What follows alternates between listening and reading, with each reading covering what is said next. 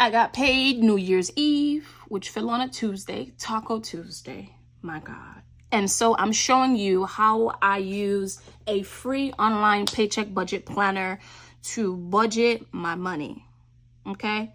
Now, because I got paid on December 31st, I already know that paycheck is going to cover all January 2025 bills. There are going to be a lot of areas that my money is going to stretch within this budget. So let's get straight to it. My full-time job, I don't know if you guys see my previous video, I get paid once a month on the last day of the month, unless the last day falls on a weekend. I get paid that Friday prior. Thank God I got paid on Tuesday before New Year's. It hit my account. It was not pending. It was there. It was in green. It didn't say pending at the top. It said, here's your money. Happy New Year's. Budget accordingly. So that's what I'm doing. I got paid $3,253.01. It was supposed to be 3. Don't know where the 2 cents was. I'm not going to argue about the 2 cents. It's neither here nor there. Okay. I had 2 cents in my piggy bank if that'll make me feel better. But this is how I budgeted my monthly paycheck. Bills. I did it based off of bills that are going to be due throughout the month. If you hear an animal in the background, it is my brother's cat that I am sitting. He is cranky because I'm not letting him destroy my house. No, ma'am. No, sir. So if you hear his little bell, it's him moving around frustrated. Eventually, he will fall asleep. But for now, he is cutting up in the background. So my bills, I put their due dates and I put the actual amount. What I budget is the actual amount, and what I was not going to do was repeat the same number twice. No carpal tunnel over here. I'm going to write the actual amount and keep it pushing. So as you guys can see, my rent, I always try to contribute and give it a week, sometimes a week and a half early to the main account that my siblings and I share. So that way the rent can be paid when? On time. And by on time, when? By the 1st or the 2nd of the month. Okay. I joined a new gym. And one thing about them gyms, they're going to rob you. So there was an initiation fee. Although I paid $1 for the first month, this fee will include January's fee because I paid $1 to go to it in November and it carried to December. They had a two months for $1, and then you start paying it's not initiation. What am I saying? The annual fee, and then the monthly fee. The monthly fee is $43.53, but the initiation fee, because let me see what they're taking from me. $40.50. The initiation fee was $64.19. Now, my storage, I still have a storage of when I move back because I live in a small apartment that I call home with a couple of other people. So I don't have anywhere to properly store my place. So I pay monthly $164.80. Next, we are going to do parking for work. Still crazy to have to say this. I pay $74.90 to park at work every month. The crazy part is, at this job, they give you until the 4th to pay for the parking. But if the 4th falls on the weekend, you are SOL. Because what they're going to do, they are going to charge you $15 every day until you pay it. Okay? And that is what happened to me in the month of January. January 4th, y'all, fell on a Saturday. And I'm thinking, because they are a Monday through Friday place of employment, I would go on Monday the 6th and pay it. You know what they told me? No, your fee, because it was the weekend and you are a quote unquote day late, is 80. Lord Jesus, don't let me be wrong. It was $85.90. So I already know this budget's going to be a little crazy, but it's okay. So I actually had going to pay $74.90. The light bill, my budget for this month is $45. My life insurance is $39.33. Car insurance for 2 cars, a 2001 Honda Civic and a 2019 Honda CRV. My portion is $343.05. My sister gives me $100 to pay it because she drives the older Honda.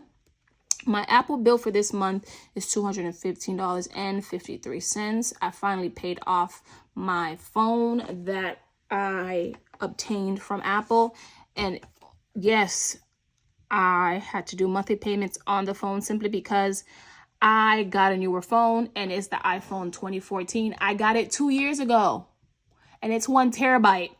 As we all know, as long as you take care of and you properly update your iPhone, it can last you 5, 10 plus years. So that is my goal with this phone. It took me 2 years to pay it off, but it is going to last me a minimum of 5 to 10 years.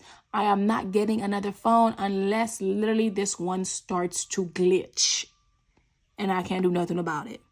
So that's why this phone was high. And I was also, not phone bill, but the reason why this bill is so high is I also pay for my mom's insurance for her phone. My mom is considered elderly / senior citizen, and she likes every now and then drop things because she's a little clumsy. So that includes my phone bill, 2 phone insurances, and I pay for my Netflix using my Apple Card. And then my TD includes my subscriptions as well as my mom phone bill. It includes my mom phone bill, my Spotify, and my Hulu, and the house's cameras app. So that's what it comes out to, $65.46. So altogether, our bills are $1,155.78. Now, the great part, the moolah. This is where I look rich when I spread my money. My cash envelopes are groceries, gas, fun, laundry, fluffy, and self-care. Groceries, $500. Gas for the month is $120. The rule of thumb that I always use for gas is every time I get to half, I carry $20 with me, and that $20 is going to bring me close to F as possible. Okay? If it does, it does. But the goal is to never let my car hit less than half, because your car starts to get a little finicky, and it costs more money to fill up a tank than half a tank. So that's why I feel like 120 has always been feasible. At one point, I think I had 180, but I realized I was always having extra money left over. So I decided to put that towards something else and just drop the gas amount. My fun money is $100. So that means there's 4 weeks in a month. My budget will always be $25 to do something fun at least once a week. If it's over $25, including tip, we're not going. Postpone. Okay.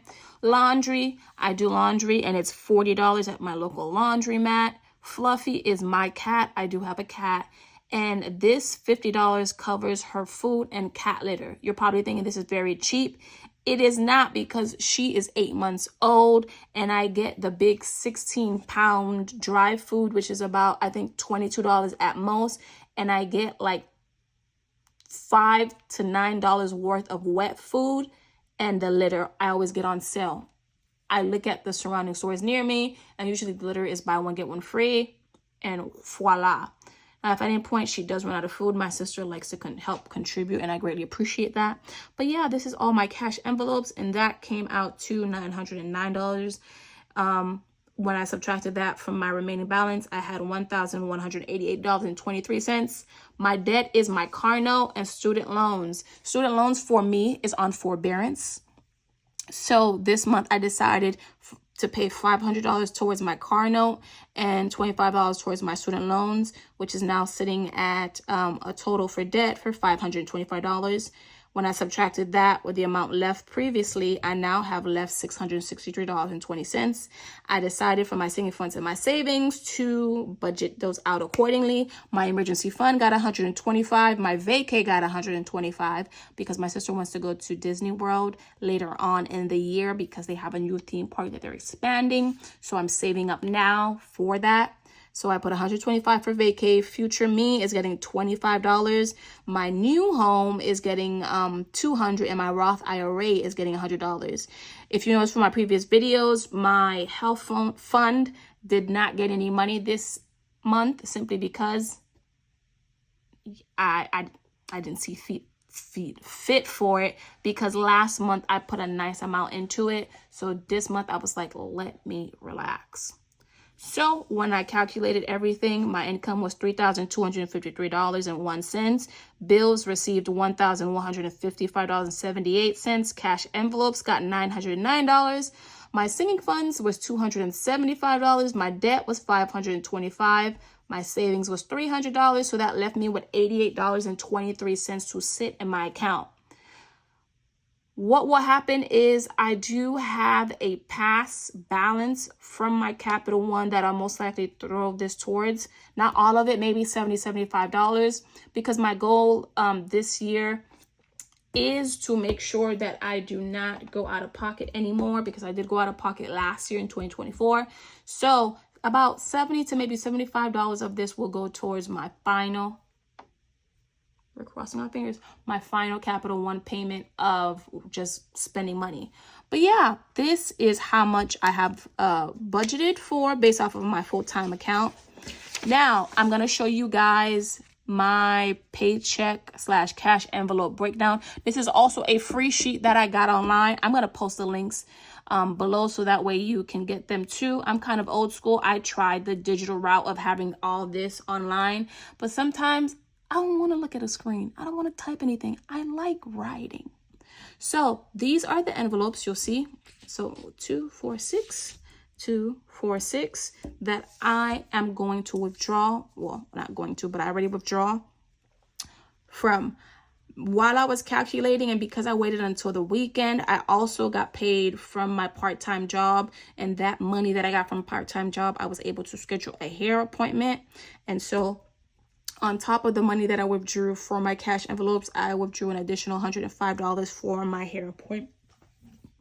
Now, I'm going to show you guys how I break everything down by a weekly basis. So my groceries, when you divide that, they're usually 4 weeks in a month.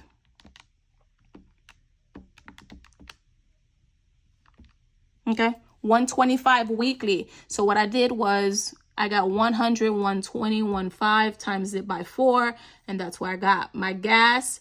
Like I said, I do $20 every time I go and get gas. So I decided I'm going to get 620s.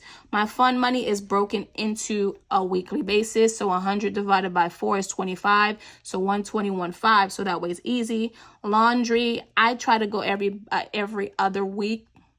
And so when I divided that, if I ever have to go weekly, it would just be 4 10s. Fluffy, I decided to get all 10s, depending, just because I noticed that when I would do smaller bills, it wouldn't work. And when I do big bills, I would end up with coins. And sometimes I just need to go in and out for her. And my self-care, I broke it down according to the self-care thing I was getting, and I did that. So when you see, one thing about this great free and available cash envelope breakdown is that it counted the bills for me. I just had to verify that it added up, and then I calculated the bill value so that way everything would match up. So 4 1s is $4, 9 5s is $45, 9 10s is $90, and so on and so forth. So that's the amount of money that I would go to the bank and withdraw. When I would go to the bank, I would already have a sticky note written with literally these values on it with the amount, and the process would go so smoothly. But yeah, this is how I budget and break down my monthly paycheck so that way I stay on track of anything. And one thing I do is I don't look at my accounts. If I'm not spending it, what am I looking at it for? The only time I will look at my account is halfway through the month to make sure that my bills are still being pulled, because I have certain bills on auto pay. So I'll like to see before and after the bill is due, just to make sure that the money was taken accordingly, because I don't want to pay any overdraft fees. But yeah, that concludes today's video. Hopefully you guys understand and see how I budget my full-time monthly / salaried paycheck that I receive. And you guys see how I divvy up what amounts to withdraw from the bank. If you have any questions, please leave them down below. And I want to know, if you are also paid monthly, how do you budget your paycheck? Do you withdraw money, or do you have a checking account just for bills and just for any leftover money, so that way you can make sure that your bills are paid and your cash envelopes, or what should have been your cash envelopes, are also available to you? Do you share an account? Do you have one? Like, how does it work for you? I'll see you guys in the next few videos. Peace.